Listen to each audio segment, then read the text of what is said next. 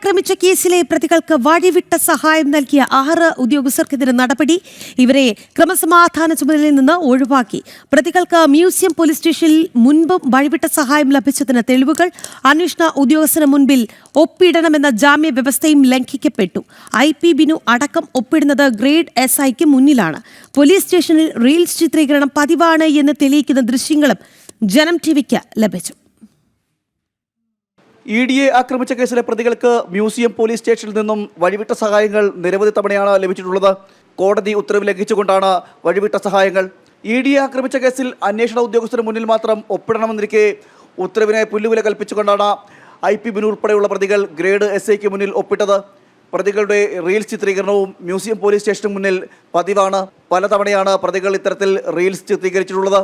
ഇതിൻ്റെ ദൃശ്യങ്ങളും ജനം TVക്ക് ലഭിച്ചു. കഴിഞ്ഞ ദിവസം മ്യൂസിയം പോലീസ് സ്റ്റേഷന്റെ ഓണാഘോഷ പരിപാടിയിൽ IP ബിനു ഉൾപ്പെടെയുള്ള ED ആക്രമിച്ച കേസിലെ പ്രതികൾ പങ്കെടുത്തത് വലിയ വിവാദമായിരുന്നു. ആഘോഷത്തിന്റെ ഭാഗമായി പോലീസ് ഉദ്യോഗസ്ഥർ ധരിച്ച അതേ വസ്ത്രം തന്നെ പ്രതികൾ ധരിക്കുകയും ചെണ്ടകൊട്ടിയും ഊഞ്ഞാലാടിയും പ്രതികൾ റീൽസ് ചിത്രീകരിക്കുകയും ചെയ്തു. പ്രതികളുടെ നടപടി ആഭ്യന്തര വകുപ്പിനെ പ്രതിരോധത്തിലാക്കി. ഇതിന് പിന്നാലെയാണ് നടപടിയെടുക്കാൻ ആഭ്യന്തര വകുപ്പ് നിർബന്ധിതരായത്. സംഭവത്തിൽ 6 പോലീസ് ഉദ്യോഗസ്ഥർക്ക് വീഴ്ച സംഭവിച്ചതായി കണ്ടെത്തി. ഇവരെ സ്റ്റേഷൻ ഡ്യൂട്ടിയിൽ നിന്നും മാറ്റി. പ്രതികളുടെ ചട്ടലംഘനം ശ്രദ്ധയിൽപ്പെട്ടിട്ടും നടപടിയെടുക്കാത്ത SHO പ്രശാന്തിനെതിരെയും വകുപ്പുതല നടപടി ഉണ്ടായേക്കും. ജനം, തിരുവനന്തപുരം.